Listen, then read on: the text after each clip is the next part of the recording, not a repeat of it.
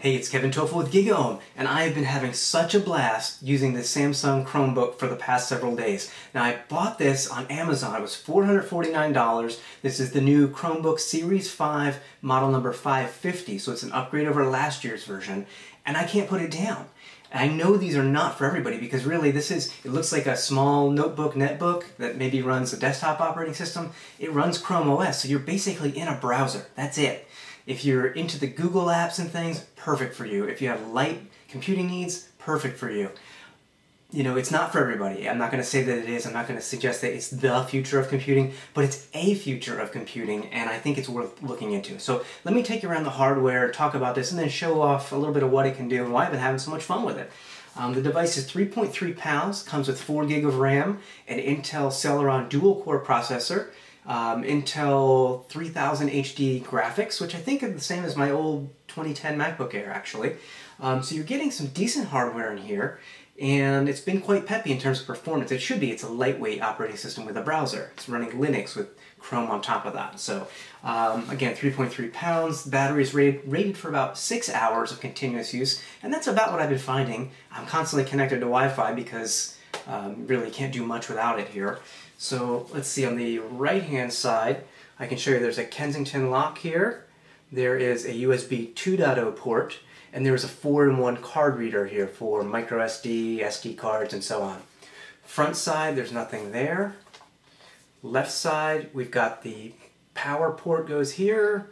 We've got, this is really neat, this is an Ethernet connection for wired internet. The last version didn't have that, and for a small device you typically wouldn't, but you know what? They have that funky little door there that opens it up and still doesn't detract from the overall thinness. Not that it's the thinnest thing, but it's still pretty thin.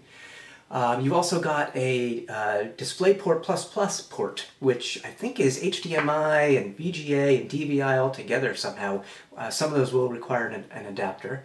And then we've got another USB 2.0 port and the microphone headphone port here. Nothing on the back. I'll show you the underneath. We've got 2 vents here and here for letting some steam out. And back here, there's actually a fan in here, and the hot air will blow right out of here out the back.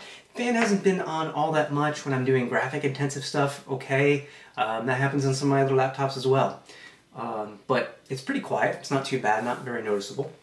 You've got stereo speakers, 1, 2 down here. Sound isn't bad, could be louder, but whatever, it's not bad. So let me open this up and you're going to see exactly what happens here when you first open it up. You get the display and it just pops open. It's actually booting up right now because I've opened it up. It's ready to go for me to sign in with my Google account and we're good. I mean, that's the boot. That's it. It's a nice matte finish. I don't know if you can tell. Not keen on the viewing angles. It's not the best LCD that I've ever seen by far. But if you're working with the device right in front of you, it's perfectly fine. The up and down angles aren't so bad, but left and right, things get washed out and so on. Real quick, I can show you, there's an aluminum hand rest here. The rest is, this is plastic, but the wrist rest is aluminum. You've got a generous sized trackpad, multi-touch. The keyboard is outstanding. It's chiclet keys and quite good. You've got special function keys at the top that work specifically for the browser and for the Chrome OS.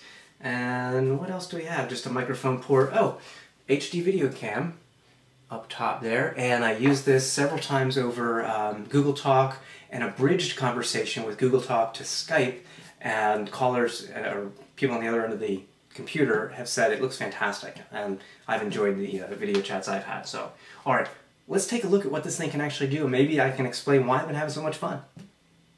Okay, I'm back here with the Chromebook. I have booted it up, but I'm going to show you how fast it shuts down and boots again.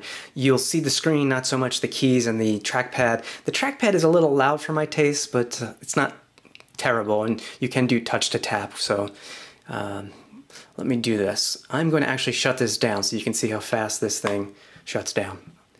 It's done. That's it. Well, now it's done. That's all of maybe 2 seconds, at least as fast as my Air, if not faster. So let me now turn it on. I just tap the button. This is as if I open up the screen, as I showed you earlier. It's booting. We're good to go. I sign in with my Google account.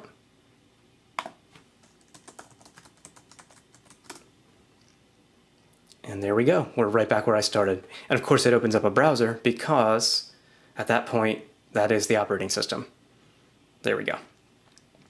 And now we've got what you could call Windows, because what you do is you can just hit a button on the keyboard and go to full screen. You can, well, let's add another tab.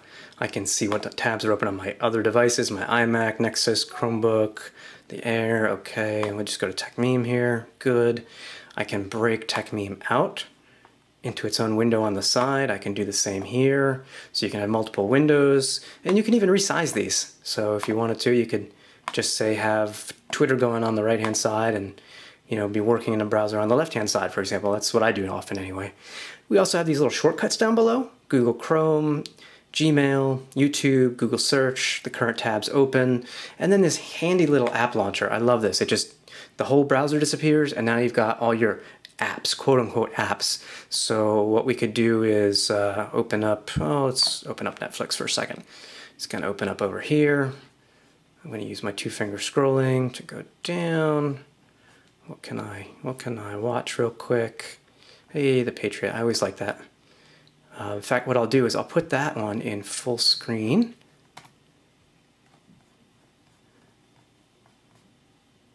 There it goes. The picture clarity usually takes a minute or two with Netflix, I find, but I'll turn the sound up so you can hear it. That's full sound. It's not quite clear yet in terms of the video streaming, but it should kick in a second as it pulls down and buffers. There it goes, just kicked in. Looks fantastic. What I'm going to do though is I'm actually going to pause the movie, and what we'll do is, let me exit full screen, pause that. Actually, we'll just close that tab. I will go to, we'll leave TechMeme open. I will go to my Google Talk, because I was talking to my son earlier. Let's see if I can get, yeah, he's on. Let's do a voice chat with him, see what he's up to. Probably no good. Whoops, not voice calling. I wanted to do the video calling. There we go, waiting for him to answer. We can expand this.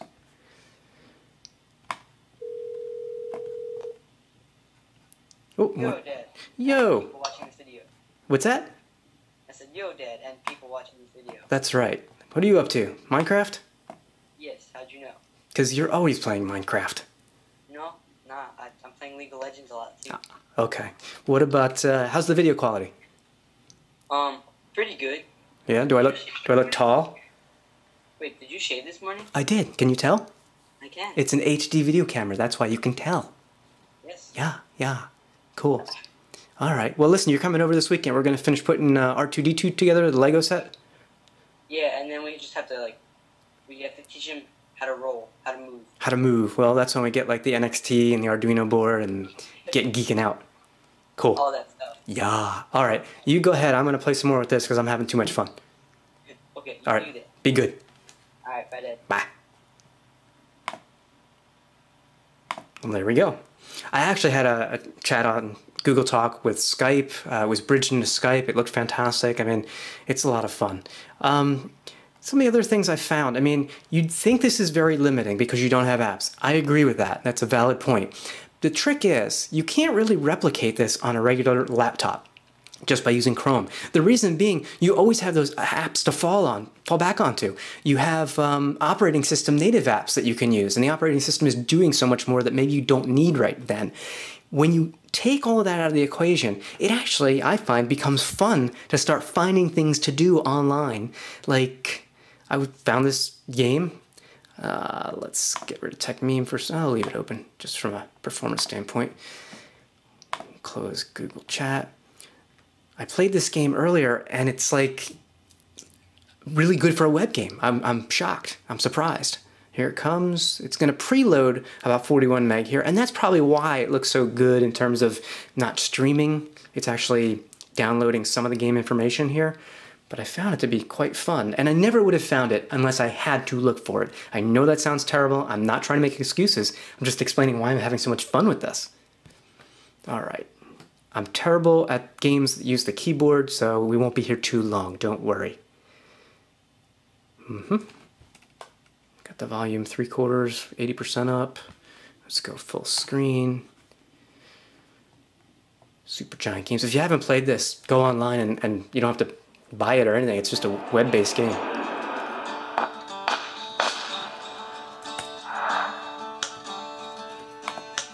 Oops, skip for now. Turn that sound down. Story, normal mode. The game has excellent narration throughout. It's really kind of fun. But again, we won't be here too long. I just want to show you what it looks like and how Chrome handles it. Proper story is supposed to start at the beginning. Ain't so simple with this one. Now here's a kid whose whole world got all twisted, leaving him stranded on a rock in the sky. Looks pretty good. He gets up, sets off for the Bastion, where everyone agreed to go in case of trouble. I'm using the keyboard here. Ground forms up under his feet as it pointing the way. He don't stop to wonder why. Doesn't that look pretty neat?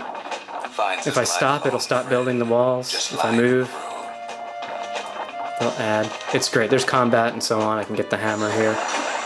Very cartoony. Very cartoony, but fun. Alright, we can close that down. That's alright, I'll leave this page. I don't need my progress there. You know, hey, I want to listen to music. Well, I've got shortcuts to it, but I can also go in here to audio, and I could be streaming my music. It looks just like it does on the Mac. And we could hit play, but I'm sure you know it's going to work. It's pretty basic. There it goes, and I've got Enya playing. In the meantime, I mentioned my Mac. I'm going to go over and do one other thing, and that is I'm actually going to connect to my Mac using Chrome Remote Desktop. There's my Mac. I'm just going to put in a pin that I had set up previously. That's just for security, and boom, there you go. Bear with me 1 second. There's my Mac. There's my Mac.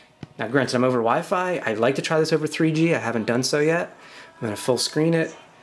I'm going to say screen options, original size. Now I can actually read it. 2-finger scroll through my Echophone Twitter client. See what tweets are there. I won't say it's the fastest remote client I've ever seen, but it's certainly usable. It's certainly usable. All the heavy lifting's being done on the Mac, and it's just showing up here now. Close TechMeme. I was doing a running calculator earlier. I highly recommend Macmillan for those who are running. And then if I need to see more of the screen, I can do so like that. And you know, not bad, but quite a bit of fun. Anyway, there's so much more to this. I'm collecting a list of tips and tricks. Let's mute that. I'm collecting a list of tips and tricks, and I will have those out because I found some things you've got to work around. There's no question about it. But they're not as bad as I thought. For people who need heavy-duty computing and heavy-duty apps, no, a Chromebook is not for you. I'd never say it is. But for a large portion of people who use the web for browsing, for internet, for email, for some occasional game playing, social networking, this is great. I absolutely love it. I am having a blast with this. I live in a browser all day on my desktop and my laptop.